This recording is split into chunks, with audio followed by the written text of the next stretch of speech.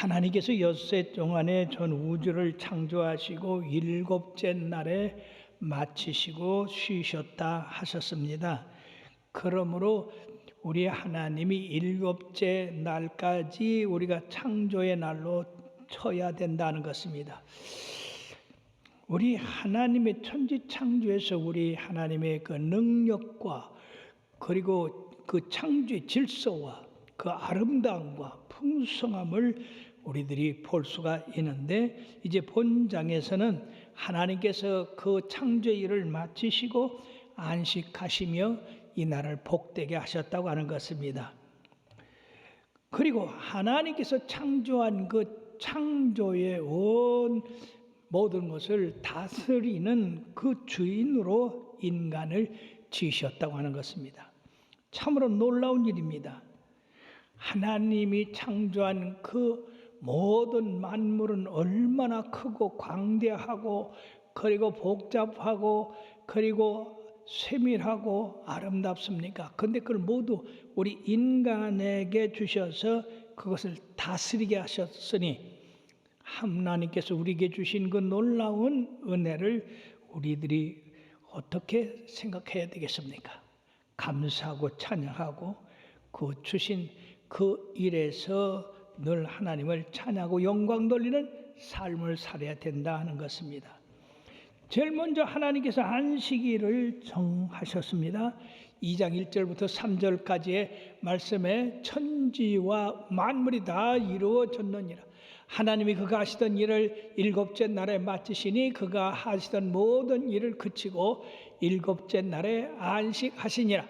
하나님이 그 일곱째 날을 복되게 하사 거룩하게 하셨으니 이는 하나님이 그 창조하시며 만드시던 모든 일을 마치시고 그날에 안식하셨음이라고 말씀했습니다. 일곱째 날에 마쳤다. 일곱째 날에 모든 완성이 끝났다 하는 것입니다. 그러므로 이 안식일의 의미는 하나님의 창조의 사역을 기념하는 날이며, 또 이 날에는 우리들이 안식일을 잘 지켜야 된다. 왜냐하면 그날에 복 주시고 거룩하게 하셨기 때문입니다. 뿐만 아니라 이 세상 창조한 것, 우리가 세상에 난 것, 이거 다 하나님의 섭리 가운데 이루어진 일이라고 해서 그 하나님을 기념하는 날이 되어야 된다. 그리고 이 날은 하나님이 안식했던 것처럼 우리들도 그 안식을 누려야 된다는 얘기죠. 하나님이 안식하셨기 때문에 우리도 안식을 해야 한다 하는 것입니다. 그러므로 현대 과학자들이 인간의 정신과 신체 리듬을 연구한 결과 6+1, 엿새 동안 일하고 하루 쉬는 그런 생활의 패턴을 가질 때에 가장 이상적인 그런 삶을 살 수 있다 하는 것입니다. 어떤 집사님이 3년이 되어도 주일을 안 지켜요. 그래서 집사님, 주일을 지키셔야지 어떻게 하려고 그렇게 일만 하십니까? 그러니까 목사님, 내가 지금 집 장사를 하는데 집 하나 짓고 팔으면 그 다음에 지키었습니다. 근데 집을 짓고 분명히 팔았는데 주일날 안 나와. 그렇게 하기를 계속 하더라고. 그래서 만날 때마다 집사님 안 돼요. 주일 지켜야지. 그랬더니요, 지켰습니다. 집 하나 짓고요. 그래 아직까지 집을 져. 근데 어느 날 그 집 짓다가 3층에서 떨어져서 팔다리가 부러지고 허리를 다치고 그랬대야. 그래서 신방을 가봤더니 세상에 이게 완전 로봇이지.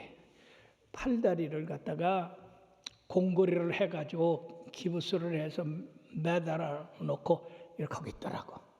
그래서 내가 들어가면서 아이고, 그 바람엔 팔하고 다리하고 내가 꾹꾹 찔러면서, 아니 바쁘신데 여기 들어놓으면 어떻게 해요? 같이 쪄야지. 그랬더니 그냥 아이고 목사님 잘못했어요. 아이고 꼭 주일 지키겠습니다. 근데 아직도 안 지키는 거 보면 천국 가도록 안 지킬 것 같아. 사랑하는 여러분, 하나님이 정해준 그 리듬이 있어요. 규정이 있습니다. 6 동안 힘써 일하고 하루는 안식하는 건데, 하나님 앞에 나와서 하나님의 그 창조의 능력 그리고 그 규례를 잘 지켜 행하도록 하는 것이 우리 인간에게 주신 생체 리듬입니다.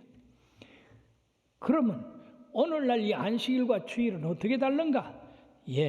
구약시대 안식일은 바로 하나님께서 천지 우주 만물을 창조하시고 쉬신 바로 축복의 날이요, 거룩한 날이요, 하나님의 창조를 마치신 날입니다.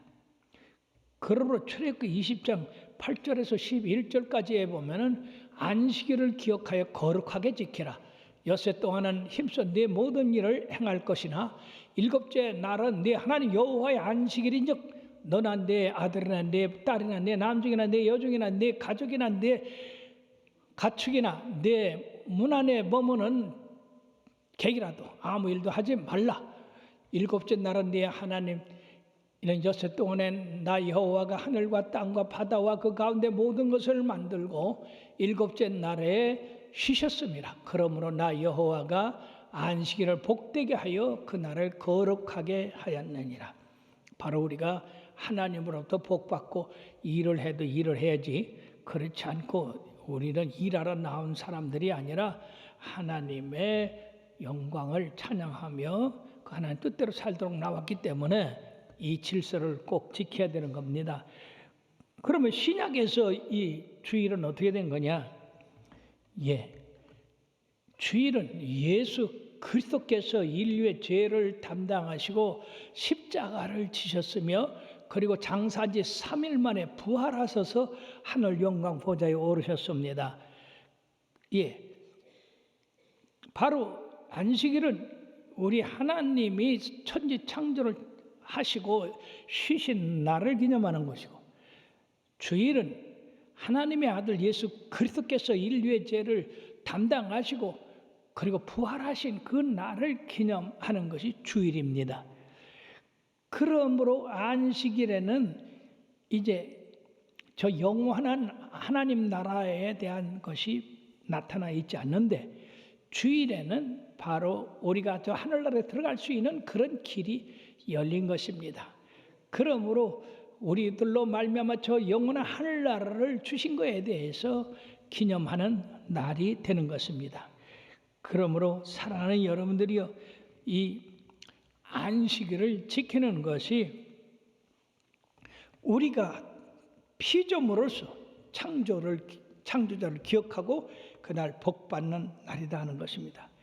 그러면 여기에서 창조의 일일과 오늘날 우리가 계산하는 하루가 같은 시간인가? 즉 창조하신 하루와 오늘날 하루가 같은 날인가? 성경은 하루를 24시간으로 보는데 함께하고 있습니다. 왜 그러냐? 성경에 나와 있는 족보가 순서대로 쭉 있는데 이것을 역으로 계산해 가 보면은요, 인간 창조가 약 6,000년 전에 있었다 하는 그런 결론이 나옵니다. 그리고 하나님께서 일곱째 날을 인간 사이에 그 날과 동일하게 정하셔서 엿새 날은 힘써 일하고 그리고 일해야 되는 날은 쉬라고 한 그 말씀, 그것은 바로 24시간으로 이루어진 하루임이 틀림없다는 얘기죠.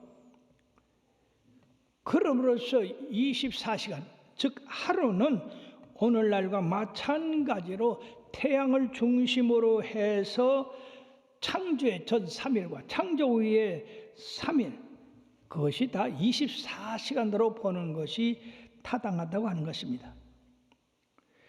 그러나 하나님께서 6일 동안에 우주 만물을 창조하셨다고 하는 그런 기본 진리는 변할 수가 없는 것입니다. 여러분들은 아이고 어떻게 이 우주 만물을 그렇게 6일 동안에 창조하실까? 그런 의문을 갖지 마시길 바랍니다. 왜? 우리 하나님은 능치 못한 일이 없으세요.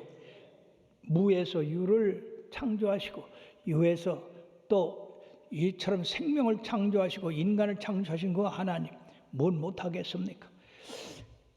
그러나 과학적인 입장에서 보면은요, 이 창조한 날이 6일이 아니라 약 40억 년에서 50억 년 된다고 그렇게 애들 이야기를 합니다. 그럼 그거 어떻게 해서 그러냐?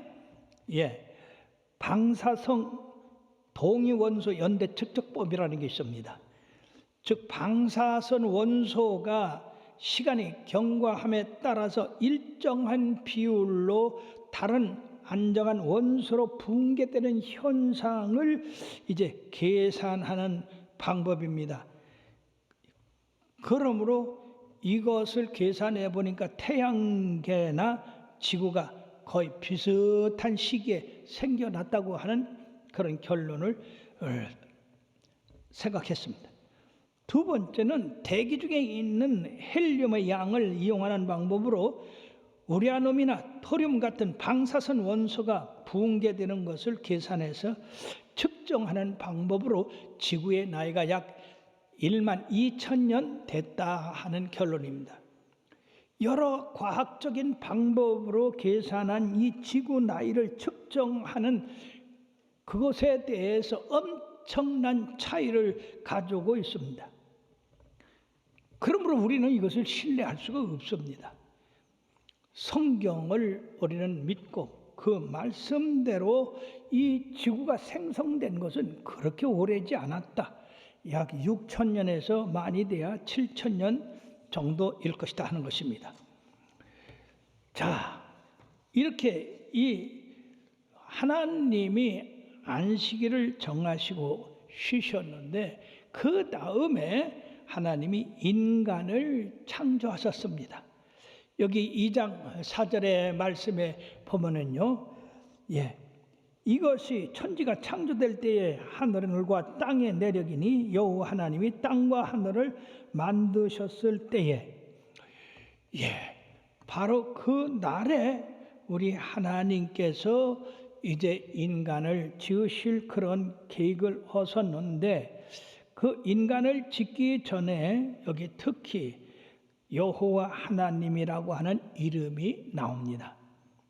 지금까지는 하나님이라는 엘로힘이라고 하는 그런 말씀만 나오는데 그 앞에 여호와라고 하는 말씀이 나와서 이 둘이 여호와 하나님이라고 하는 이런 단어가 생기게 됐는데, 바로 이 오경에서는 이 여호와 하나님이라고 하는 말은 이제 2번 정도밖에 나오지 않지만 성경 전체에서는 약 6,600번이나 나온다고 하는 걸 볼 때에 이 여호와 하나님이라는 말은 얼마나 우리들에게 중요한 말씀인지, 이 말씀을 해석을 하면 능동적이고 스스로 계시는 하나님, 그리고 이스라엘의 구속자이신 하나님, 이것을 강조하기 위해서 여호와 하나님이라고 그렇게 이름을 붙였습니다. 그 여호와 하나님이 이제 이 땅에 비를 내리기 전에 이 초목도 없었고 밭에 채소가 나지 아니하고 안개만 땅에서 올라와서 지면을 적실 때에 우리 하나님께서 이제 다음에 생길 인간을 위해서 이제 비를 내리게 하시고 땅에 나무가 생물이 나게 하시고 채소도 나게 하셔서 인간이 이 세상에 왔을 때에 먹고 살 그 양식을 충분히 준비하셨다는 것입니다. 그러므로 우리 하나님은 여호와 이레, 즉 준비하시는 하나님이십니다. 우리 인간이 이 세상에 나왔을 때에 이미 먹고 쓸 일용할 양식을 다 준비해 놓으셨기 때문에 여러분들 자녀들을 마음 놓고 낳으시길 바랍니다. 우리 어른들 말씀이 다 먹고 날 것 갖고 태어난다고 그랬어요. 근데 요새 부모들은 그거 뭘 먹을까, 뭘 마실까, 뭘 입힐까, 뭐 그거 걱정하느라고 애를 안 낳아. 그러면 그 창조의 질서를 그거는 무시하는 것이 되고 파괴하는 것이 돼서 결국은 큰일 납니다. 그러니까 여러분들 자녀들한테 결혼한 후에 애 낳으라고 그러세요. 우리 장로님만 아멘 했어. 우리 하나님이 이처럼 아주 세밀하게, 아주 풍성하게 이렇게 창조하셨기 때문에 우리가 마태복음 6장의 말씀 같이 뭘 먹을까, 마실까, 입을까 염려하지 마라. 이는 다 이방인이 걱정하는 것이지 하나님을 믿는 자들에게는 모든 것이 풍족하니까 너희는 먼저 그 나라와 그 의를 구하라고 그렇게 말씀하신 것입니다. 자, 그럼 인간을 어떻게 지으셨는가? 2장 7절에 보니까 여호와 하나님이 땅의 흙으로 사람을 지으시고 생기를 그 코에 불어넣으시니 사람이 생명이 되었니라 라고 했습니다. 즉 이 말씀은 창세기 1장 27절 말씀에 인간을 하나님의 형상, 하나님의 모양대로 창조하셨다고 하는 그 말씀을 보충하는 말씀입니다.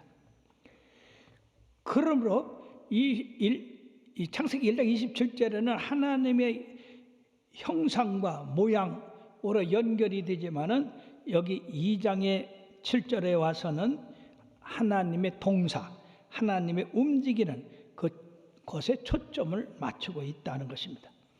그러므로 사람을 지으신 그 순서는 하나님이 먼저 생각을 하셨고 구상을 했습니다. 우리 모양대로 사람을 짓자. 어떤 모양으로 짓까? 우리 형상, 우리 모양대로 짓자. 그럼 재료는 무엇을 할까? 흙이면 되겠다. 그래서 흙으로 사람을 지으시고 그 만들어진 후에 그 코에 생기를 확 불어넣으셨어요. 그러니까 하나님의 생명이 우리 속에 싹 들어가서 뼈가 되고 살이 되고 근육이 되고 힘줄이 되고 신경이 되고 피부가 덮쳐서 이렇게 온전한 사람이 이루어진 것입니다. 에스겔 37장 5절 6절에도 이와 같은 비슷한 말씀이 있습니다. 거기 말씀에 보면 주 여호와께서 이 뼈들에게 이같이 말씀하시기를 내가 생기를 너희에게 불어가게 하리니 들어가게 하리니 너희가 살아나리라.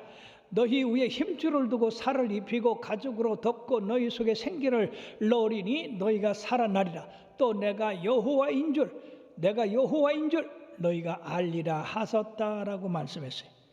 사랑하는 여러분들이 어떻게 흙이 생명이 될까? 그게 가능할까? 가능하고 말고요. 우리 하나님 앞에는 불가능이 없는 줄 믿습니다. 모든 것이 가능합니다. 여기 에스겔 골짜기에 마른 뼈들도 하나님이 생기를 불어넣으니까 뼈가 생기고 힘줄이 생기고 신경과 근육과 이러한 피부가 생겨서 큰 군대를 이루었는데 우리 하나님이 못하실 게 뭐가 있겠습니까? 그러면 사랑하는 여러분들이요, 우리 예수님께서 우리들에게 이런 영원한 생명을 주러 이 땅에 오셨다고 하는 것도 기억하시기를 바랍니다. 여기 사람이 생명이 되었다 하는 것은 흙으로 빚은 사람 속에 하나님의 생명이 불어넣어줌으로써 영혼을 소유한 존재가 됐다. 그러므로 하나님의 영의 화신은 영혼을 소유한 영적인 그런 사람이 되었으니 우리 하나님을 닮아가는 그런 우리들이 되어야 되겠다는 것입니다. 그러므로 본절에서 하나님에 의해 흙으로 지음받은 사람이 살아있는 영이 되었다 하는 말씀인데요, 생기는 바로 하나님의 기운, 하나님의 숨, 하나님의 호흡을 의미합니다. 그러므로 생기는 자연의 산물이 아닙니다.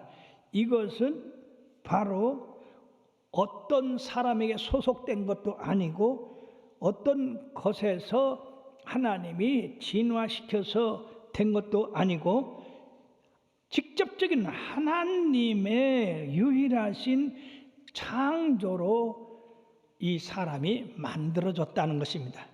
그리고 여기서는 다윗의 진화론 같은 건 이게 갖다 될 게 아닙니다. 왜? 하나님이 직접 만드셨기 때문에. 그래서 생명이 됐다고 했습니다. 즉 인간의 생명의 근원되는 기운을 우리들에게 불어넣으셨다 하는 것입니다.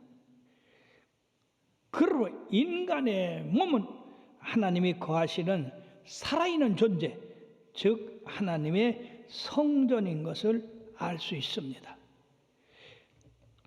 그 코에 생기를 불어넣으셨다고 하는 것은 따뜻한 인간관계의 그 표현을 나타내는 것으로서 하나님이 인간에게 자기 자신을 수여하셨다는 그 말씀입니다.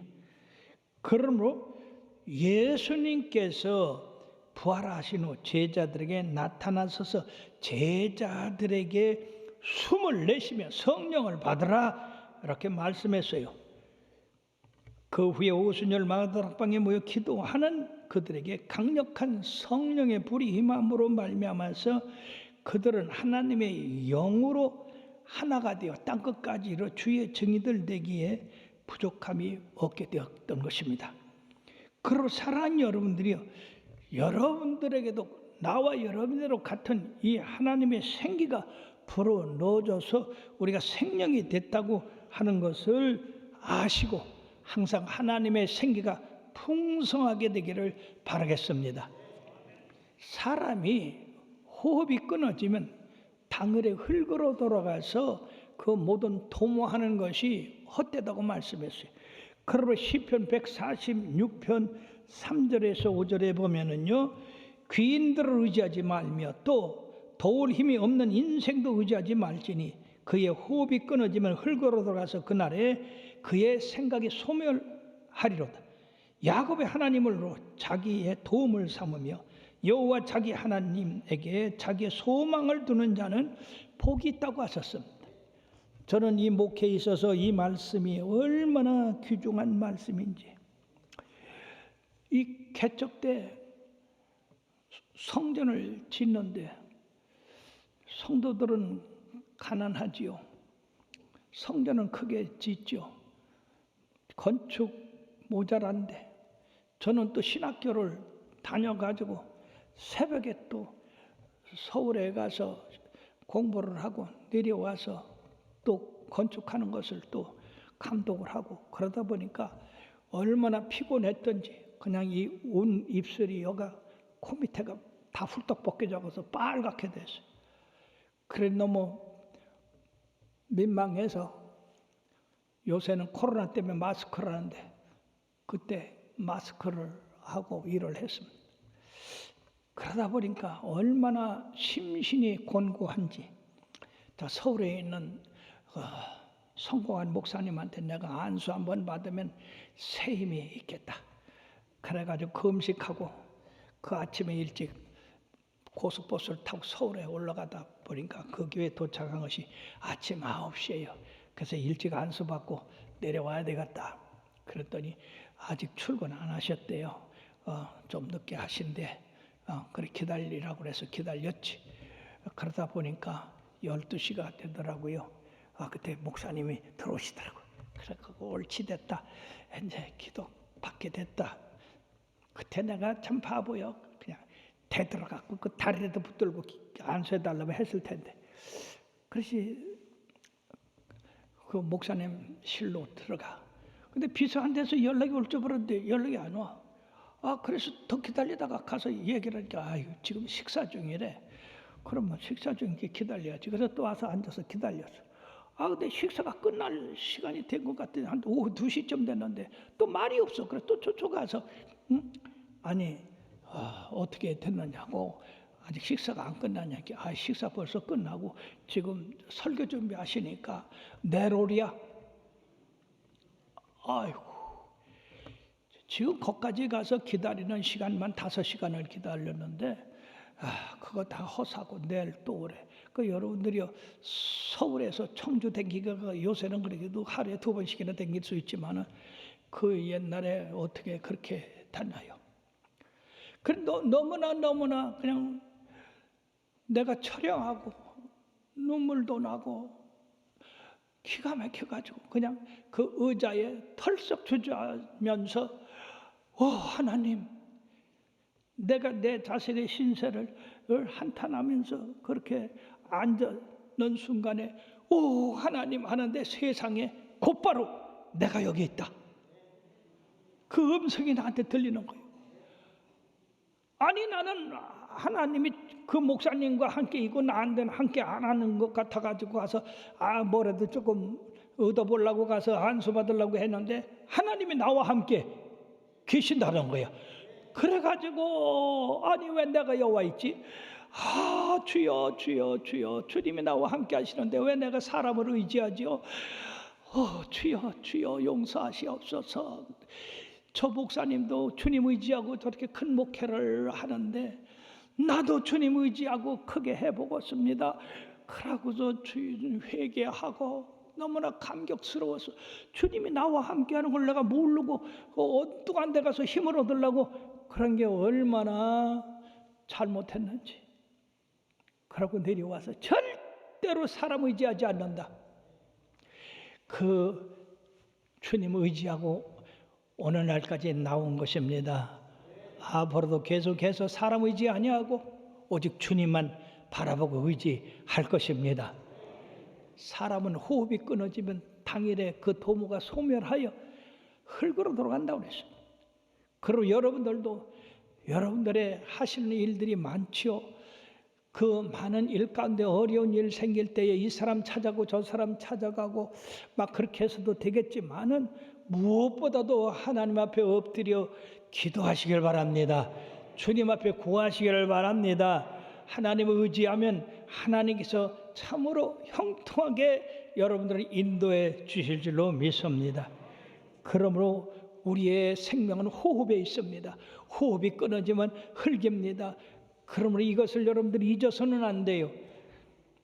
그렇게 할 때 우리는 참으로 겸손해질 수가 있는 것입니다. 인간은 스스로 존재된 것이 아닙니다. 어떤 물체의 형질로 변화된 것도 아닙니다. 진화된 것도 아닙니다.